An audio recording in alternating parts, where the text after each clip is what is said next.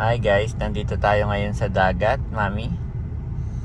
At kami po hindi makababa kasi si Andres po ay nakatulog. Yung pagpunta namin dito ay siya nakatulog. Pero kanina laro ng laro, pagdating dito, aboy, tulog na. Kami hindi na makababa at ayaw namin gisingin. Balik na tayo, Mami. Mamaya na lang tayong pahapon, no?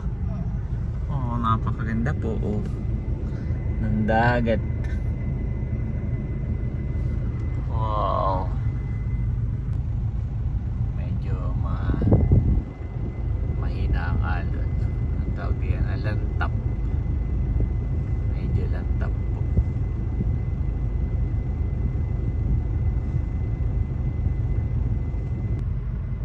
May mga ano na rin, parang may community na dito Wow, napakaganda ng bundok. Sarap talaga dito sa General Nahor. Mayroon kayong view na dagat at mayroon kayong view na bundok.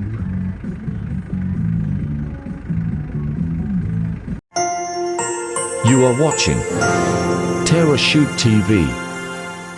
Enjoy this video. Ayan guys, nandito tayo ngayon sa kanananay at tatay na bahay dito po sa Anuling sa Kantuhan. At bayon si Andres, si Janet. Yan. So bali dito po namin pinaplano yung aming pinagpipray ni Janet na ukay. Yan. Ito po yung tindahan ni Maderba ito Ito naman po ay bodega, bakante. Diyan namin itatayo yung ukay dito po banda. Tatabasin natin ito guys. May nag-welding lang. May nag-grind. So ito yan. Ayan po. Tatabasin to tapos titibagin to. Para may sariling roll up door yung ating ukay. Ito yung tindahan ni Mader. Ay ito po yung ating bodega. Ito po yung magulo. At si Bunso ay nagsabi rin na magbi-business daw siya. So ito ilalagyan natin ng division po dito Yan, simula dito, division. So ito kay Bunso. May tindahan siya dyan. Tapos simula dito, Mami, okay na ba sa'yo to? Yan. Ito yung titibagin natin ito. Para roll up door. Tapos para hindi mainit, pwede mong palagyan ng kisame. Kisame. Tapos dito na yung mga ukay mo. Gagawa ka, papa-welding tayo ng mga hangeran, ganon. Okay na sa'yo. Ayan, malaki po siya guys.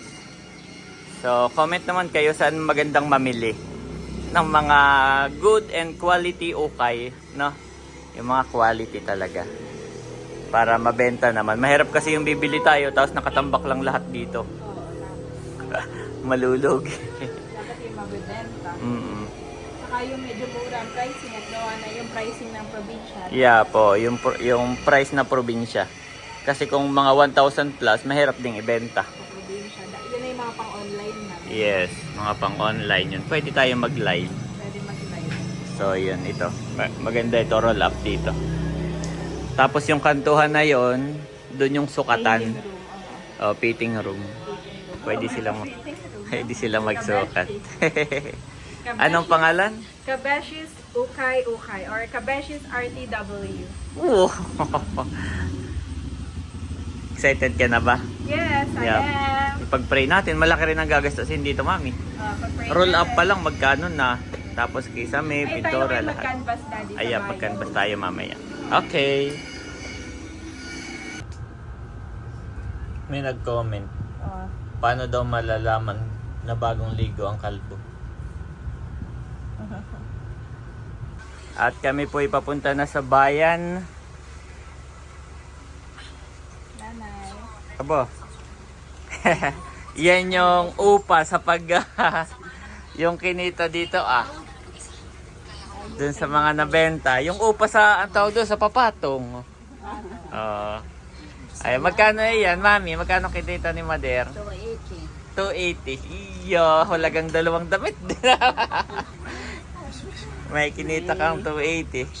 Kami pabayad, kami magkakambas ng roll up. Ano maganda, roll up o yung glass? Kung ano maganda. Pagka-roll up na ganaan, di bukas. Oo, ay pagka yung glass, ayun na makikita rin, may glass. Pero pwede yung may blinds. Oo, yan na yun. Tanong mo, kung alin ang mas mura. Kung alin ang mas mura, oo. Kung konti na idadagdag. Aba mami, si Andres ba yan? Ang pogi naman pag nakasando. Pogi na, ang pula na ng tenga, kakakamot. Wala naman po yung ano. Wala namang langgam at sinilip na wala. Ay, Galit mo man din ang pupo. Ayan mga kabeshi, at nandito na po kami sa bayan ng Infanta. Ayun si Daddy Kapitik, nag-i-inquire tungkol doon sa ipapatayo niya na kabeshis ukay-ukay. Mag-i-inquire lang po muna kami kung magkano ang palagay ng glass.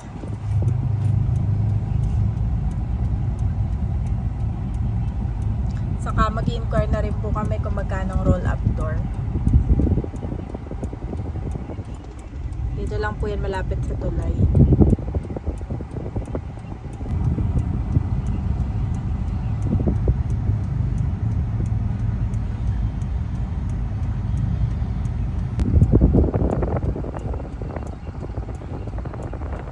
Ayun na si Daddy at tapos na siya mag-inquire.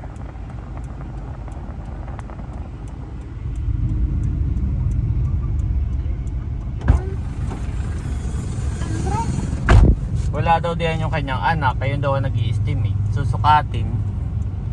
Tapos ay pag roll up, susukatin, tapos may estimate.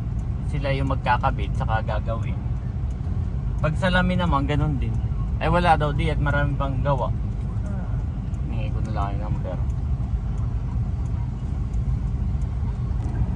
So bali wala daw po yung mag-estimate kung magkano, kaya siguro pagbalik na lang namin saka namin ipapasukat yung para sa tindahan.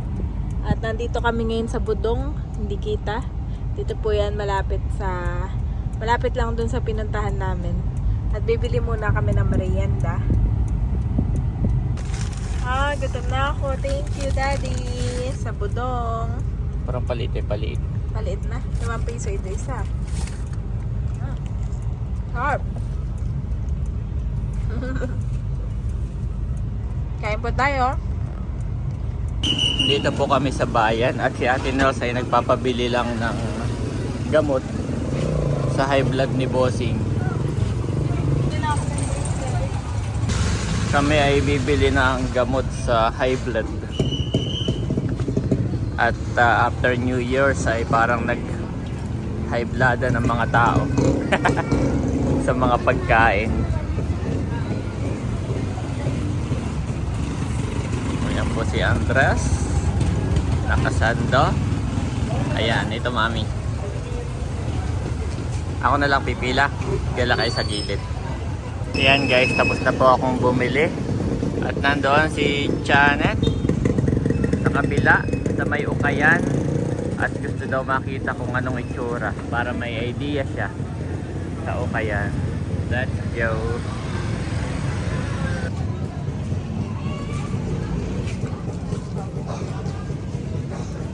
Oo, magaganda. Tingin kang pambata.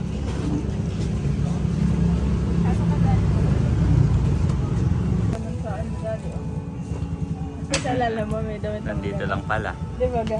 Ito yan mo.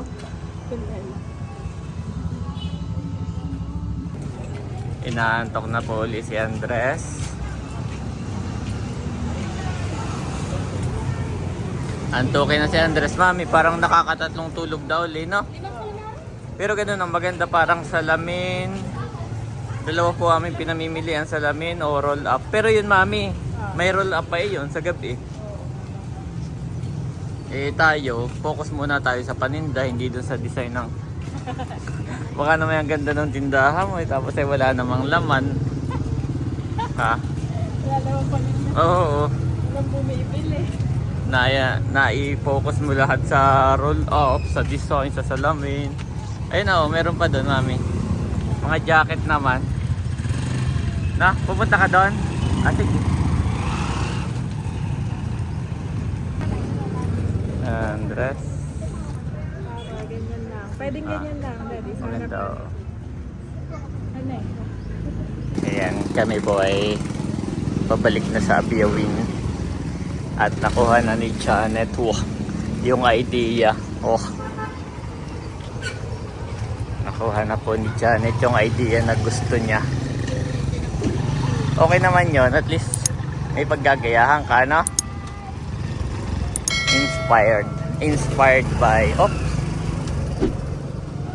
Doon tayo, sige, diretso na. Ayan.